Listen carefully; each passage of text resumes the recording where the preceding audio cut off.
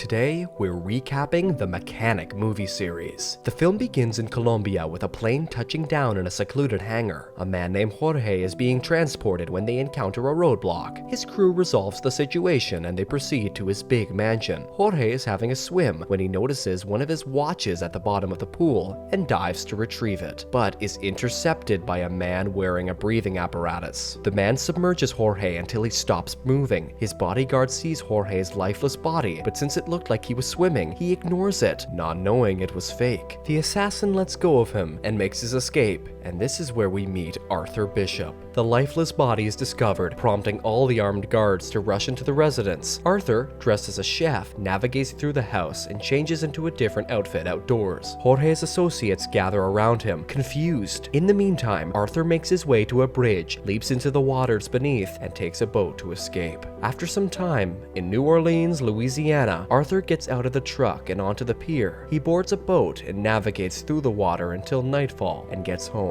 Inside, he unveils a wall filled with images of his targets. At times, he stages it to look like an accident, while other times he frames someone else. He then departs from his home, boards his boat, sails to a dock, and encounters a friend named Henry, to whom he hands over money. He gets into his car and heads to a local cafe where he meets with Harry McKenna. It appears Harry brought two of his bodyguards along, and Arthur informs him that the task has been accomplished, and Harry is happy with that. Arthur discovers his next target is Harry. To his surprise, he arranges a meeting, flown to a neutral site where he meets Dean. Dean reveals a failed operation in Africa, known only to him and Harry, resulting in the death of 5 men. Harry's betrayal is evident in a 20 million transfer to an offshore account. Arthur is given 48 hours to finish the task, or it will be reassigned. The next day, Harry logs onto his computer, as does Arthur, who delves into the investigation of the botched operation. Arthur acknowledges the truth in Dean's words and contemplates his next move. Without a moment's delay, he contacts Harry, warning him to evacuate the building as they are on their way. He instructs Harry to disable the building's power and make his way to the elevator lobby. With impeccable precision, Arthur guides Harry to the building's basement. Harry navigates some stairs and emerges into a parking lot where he finds his van in ruins, and Arthur stepping into view. Harry knows Arthur is here because of the botched operation in Africa. In an attempt to aid Arthur in staging a murder as though it were a car theft, Harry takes a gun and fires at his own car. Arthur questions why Harry didn't simply end his life, but Harry expresses his preference for Arthur over anyone else. Consequently, Arthur puts a bullet in his chest, but the act of ending the life of a close friend engulfs him in a wave of profound regret. At Harry's funeral, his son Steve says hello to Arthur and then leaves. He returns to ask Arthur for a lift, and Arthur says yes. During the ride, Steve learns that Harry really loved him, even though they didn't talk much. Arthur is asked to come into Harry's house, which the bank is about to take. Steve mentions that his dad's money is all gone, and he won't use any money from his dad's death.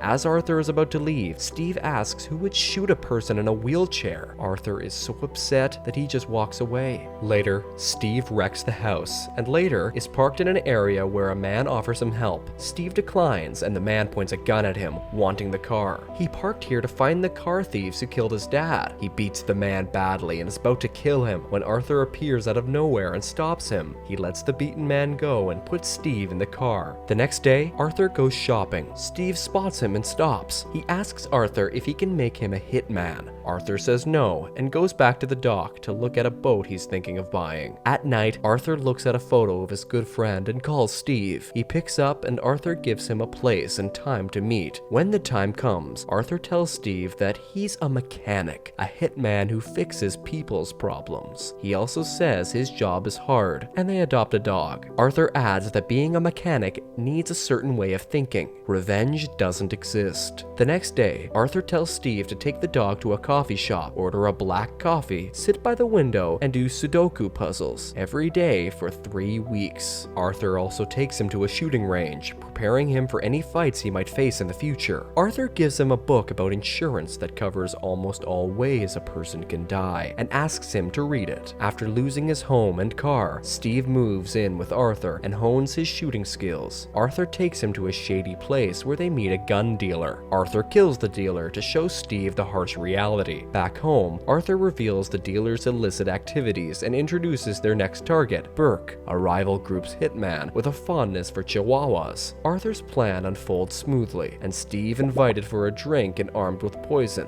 On that particular evening, Steve seizes the moment, retrieves the poison, but returns it to his pocket. He expresses his gratitude to Burke and departs, only to be pursued by Burke, who offers him a lift. Despite Arthur's protests, Steve is transported back to a fancy house. Burke gives him a tour, and Steve, acting foolishly, attempts to assassinate Burke in the same manner Arthur had dealt with the arms dealer. The plan fails, leading to a furious brawl between the two. Steve is thrown about and beaten severely. Despite the odds, he manages to get a hold of a screwdriver and repeatedly stabs Burke until he ceases to move. Upon returning to Arthur's place, Arthur is displeased with the violence caused by Steve, but remains unfazed. The following day, Arthur retrieves a package from the airport and heads back to his vehicle. Inside the package, he finds cash and a phone. He dials the number provided and converses with Dean, who informs him that an outsider was employed to fulfill his task. Although displeased, Dean emphasizes that the upcoming assignment is of utmost importance and requires immediate attention. Back at Arthur's residence, he posts the new target, and Steve assists him in organizing the documents. Their mark is a man who has amassed a fortune through his churches and fraudulent schemes, leading Steve to conclude that he's essentially leading a cult. The pair then devise a strategy to assassinate him using adrenaline. In the city of Chicago, Steve informs Arthur about a woman who departed a Bible study group with him and was later discovered deceased. Their target checks into a hotel as the pair prepare for combat. They initiate their ascent of the building from the exterior, with Arthur installing cameras throughout. They observe their target indulging in a meal before retiring to bed. The pair resume their climb, reaching the rooftop and subsequently entering the hotel. The space is rather confined, and they dispatch a camera through the ventilation system. Confirming the room is unoccupied, their target returns, and the pair, having audio surveillance within the room, listen to the man's complaints. A doctor enters the room, and their target permits him to administer a potent substance, which unfortunately neutralizes their adrenaline, necessitating a change in plans. As the doctor left, they swiftly enter the room while his guards remain outside. They improvise, eliminate their target, and make a hasty exit just as the doctor re-enters the room and discovers his patient lifeless. He summons the other men, who quickly conceal the evidence as Steve inadvertently dislodges a bolt that falls through the vents. The men investigate the noise, and during this time, Steve eliminates one of them,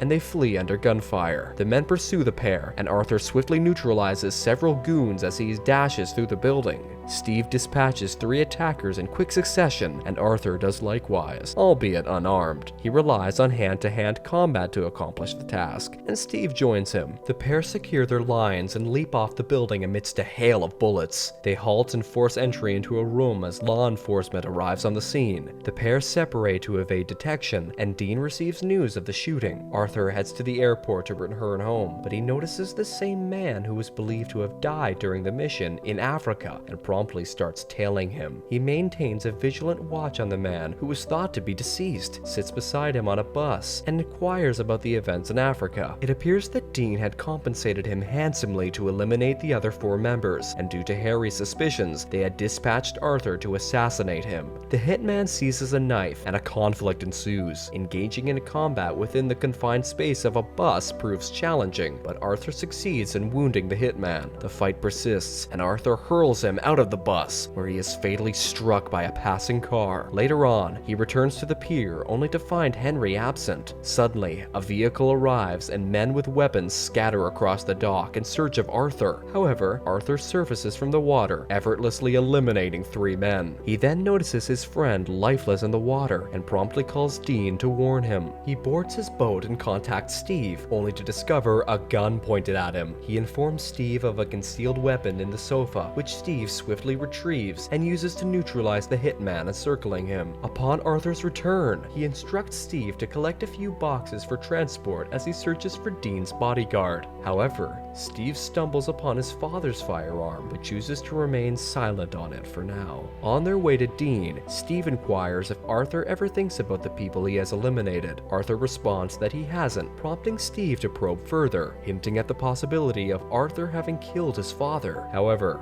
Arthur admits to to having ended the lives of people he knew and expresses profound remorse afterwards. They proceed with their journey, arriving at the residence of one of Dean's security guards. They attack him, and his family is cornered. Arthur, devoid of any guilt, swiftly seizes the man's daughter and threatens to harm her. The man reacts too late, and as the slicing begins, he starts to talk. Interestingly, Arthur had merely tricked the man, using food as a decoy. Arthur then contacts Dean and learns that Harry's contract was valued at $50 million. Dean proposes a $10 million settlement for him to back off, but Arthur declines. Upon realizing that Arthur is inside the premises, Dean orders his men to get rid of him. The pair gear up for an intense firefight and position a camera at the building's entrance. Arthur then settles into a car, monitoring the camera as Steve commandeers a bus. As he begins to drive, Arthur spots Dean's car and accelerates to take out a nearby van. Dean's men emerge, guns firing, but Arthur retaliates. He leaps into a truck as Steve drives the bus into another one of Dean's vehicles. Arthur then approaches from the opposite side, kills the driver of Dean's car, and drags him onto the ground. They approach the barely conscious man and empty their guns into him. With the mission accomplished, Arthur suggests that they need to vanish, offering Steve the option to accompany him. As Steve reaches for water, Arthur spots Harry's gun. They drive for a while until they arrive at a station. Steve refuels while Arthur apologizes for all that has transpired. Steve then redirects the petrol towards the car and walks away. Arthur feels a pang of guilt as Steve pulls out his father's gun and fires. The car erupts in a massive explosion, seemingly killing Arthur. Steve returns to Arthur's place and settles on the couch. He approaches the music player and starts a song. He then heads outside to a car and gets in. He drives off just as the music player stops, triggering a bomb. Steve finds a note in the car declaring his death, and then boom.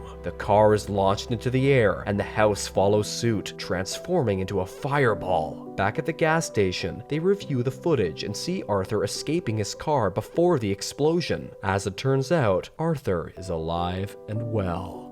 The second movie starts, and Arthur stirs awake and proceeds with his daily habits of activating his music player, savoring a cup of coffee, and pursuing the newspaper. He disembarks from the boat, arming a device as a precaution. His newfound lifestyle of leisure and sightseeing has even led him to take up biking. Subsequently, he enters a restaurant and is escorted to his regular dining area. However, he is swiftly confronted by a woman who claims to have tracked him down. Her employer wants him to eliminate 3 individuals, making each death appear accidental, or else she threatens to disrupt his peaceful existence. He promptly pulls out his phone, captures a photo, and strikes the woman. A brawl ensues with the other attackers, and he dispatches them. After neutralizing at least 6 men, he makes his escape by climbing a wall. They chase after him onto the lift, but he's not inside. He's at the top. The woman chases after him, but he jumps off the lift and lands on a paraglider to escape. At night, he comes back only to find someone on his boat. He quickly grabs his phone and triggers the bomb. Following this, he proceeds to a storage unit, prying open a hidden compartment in the floor to uncover a laptop. He brings up an image of a woman on the screen and heads towards his small cache of weapons and burns his passport. In the southern regions of Thailand, he navigates a boat to the coast. Here, he reunites with an old acquaintance named May. He briefs her about the circumstances, to which she informs him that the boss is absent and no one has approached his residence. He opens another hidden compartment in the floor, revealing more passports, firearms, and similar items. At night, he pays $10,000 to uncover a connection between the woman he encountered earlier and a man known as Raya Crane. The following morning, a woman named Gina inquires if May has a first aid kit she could borrow. May notices some bruises on Gina as she leaves. May takes a look at Gina's boat, sensing she's in danger, and promptly contacts Arthur. He initially dismisses her concerns, citing his own issues, but she convinces him. Without further delay, he embarks on his mission, disabling the boat's engine to remain unnoticed. When the man doesn't listen to his warnings, Arthur swiftly neutralizes him. He hands Gina over to May and proceeds to the lower deck To his surprise, he discovers a handgun and a photograph of himself. He steers the boat to a remote location and douses it with petrol. From a safe distance, he fires a flare, setting the boat ablaze, thereby eliminating any trace of evidence. Without wasting a moment, he returns to Gina and questions her identity. She admits that Crane coerced her into approaching Arthur under the pretense of being in danger. Her task was to dial a specific number once he came to her rescue. The next morning, Gina notices Arthur strolling along the beach.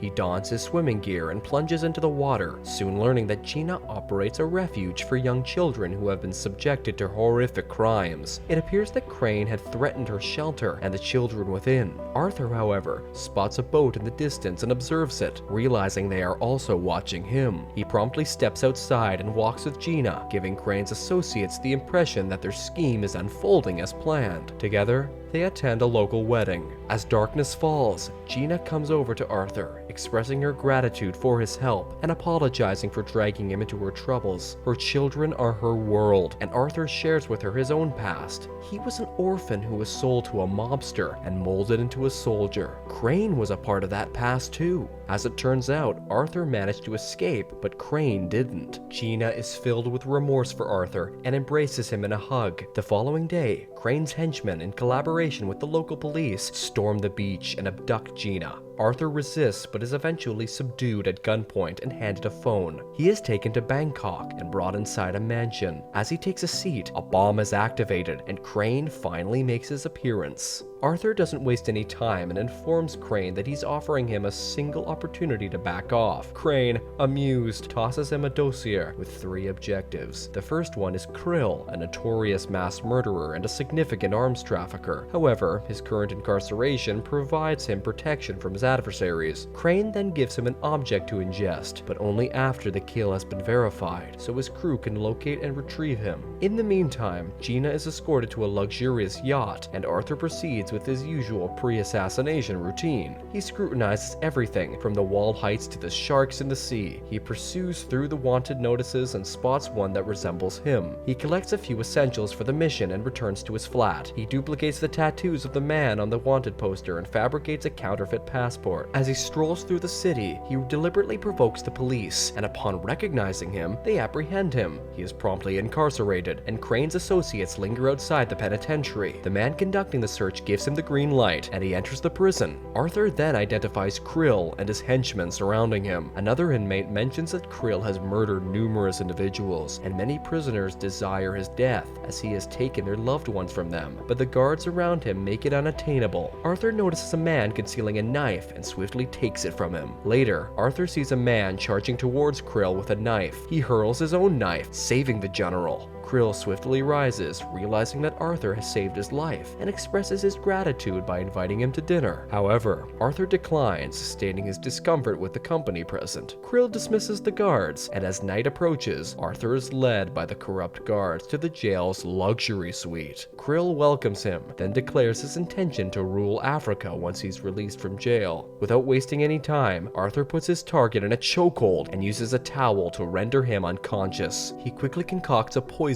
and forces the man to ingest it. When his guards enter to check on the situation, Arthur tells them that he's meditating, but they figure out what's going on. Arthur moves to the back wall and eats the device, applies shark repellent on himself, and the wall behind him explodes. As he dives off the side of the island into the water, the guards open fire on him. Crane's crew locates Arthur and retrieves him onto the vessel. Arthur requests an immediate call with Gina, which Crane facilitates. Arthur inquires about her well-being, and she informs him that Crane has allotted him 36 hours to eliminate the next target, Adrian Cook. Crane spots Arthur's father's watch on Gina and is glad to discover a vulnerability. In Sydney, Adrian resides on the 58th floor of a skyscraper. He is a tycoon in the mining industry and has an abundance of personnel at his disposal. His walls are essentially impervious to explosives, not to mention the retina scanners and facial recognition systems that are unhackable. Arthur devises a strategy to purchase a lower level of the same building and and manages to distract a woman long enough to photograph the key. He starts to scrutinize the floor plans and fabricates a compact homemade bomb concealed with a screw. Dressed in a mechanic's outfit, Arthur makes his way to the floor beneath Adrian and detaches a window. He starts to ascend the high-rise building, taking it one level at a time. In due course, he arrives at the pool and employs a suction tool to suspend himself 58 floors above the ground. He navigates across the pool, positioning himself ideally to start installing the self-made explosives. After implanting the bomb, Adrian spots him, but it's already too late. Arthur descends to the floor below just as the pool bursts open, leading to Adrian's fatal plunge. Arthur departs from the scene, and the news of the incident reaches Crane, leaving him in utter disbelief. One of his henchmen readies the camera for another video call with Gina, but she cleverly points it towards the boat in the background. Arthur takes the call, and Gina informs him that the watch has stopped functioning. Arthur scrutinizes the backdrop, and the henchman catches on, striking Gina.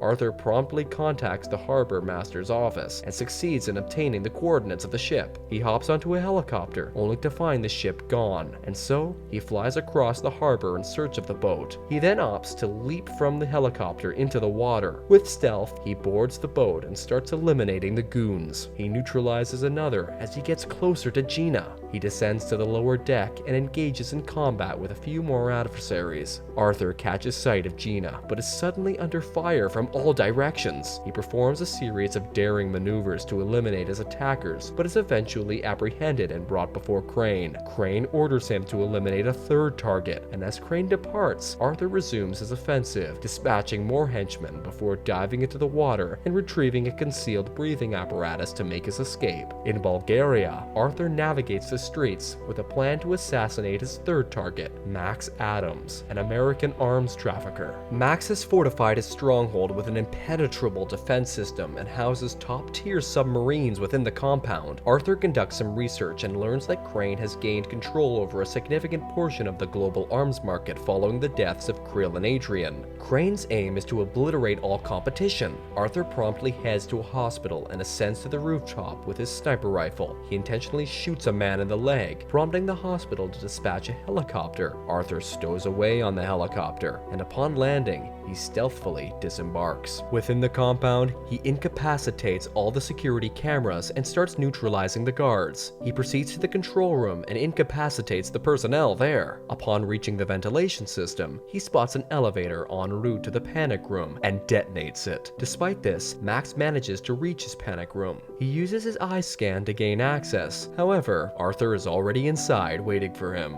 Arthur expresses his desire to just talk, and Max is already aware that Crane is after the three of them. Arthur offers Max a deal to ensure his survival, to which Max readily agrees. They walk out while they keep having a conversation about their business. Arthur proceeds to strategize, intending to utilize both the submarines and Max's supposed demise as a lure. Max is thrilled with the plan and promptly fakes his own death. Arthur supplies him with an underwater breathing apparatus, and Crane is informed via news that Max has passed away. However, Max is very much alive. Arthur then contacts Crane, who consents to release Gina once his men confirm Max's death and seize the submarines. Arthur returns to the base and starts preparing deadly traps. Aware that the men are on their way, he intends to eliminate them all. Eventually, the soldiers reach the location and fan out. Arthur's trap significantly reduces the number of enemies. He employs more traps, using grenades, rifles, and anything else he can find. He continues his onslaught, launching a grenade at the troops, much to Crane's displeasure.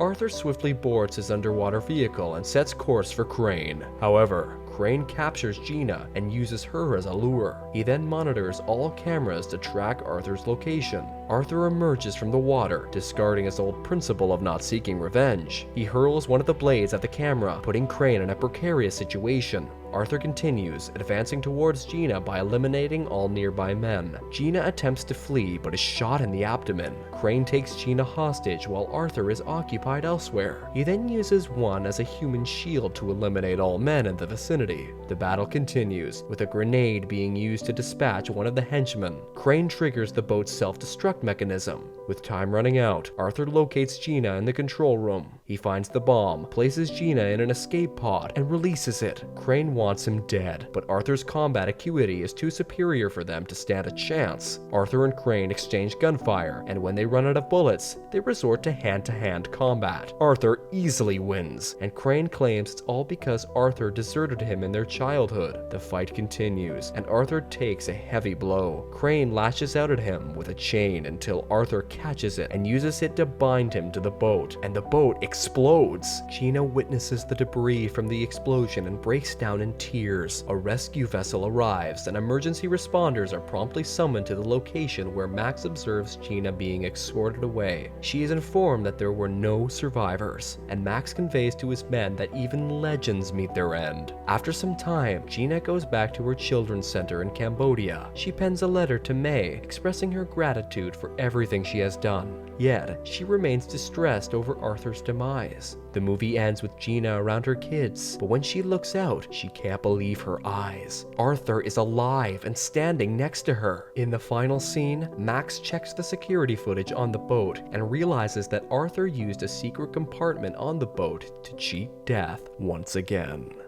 Don't forget to like this video and subscribe to our channel. Thank you for watching.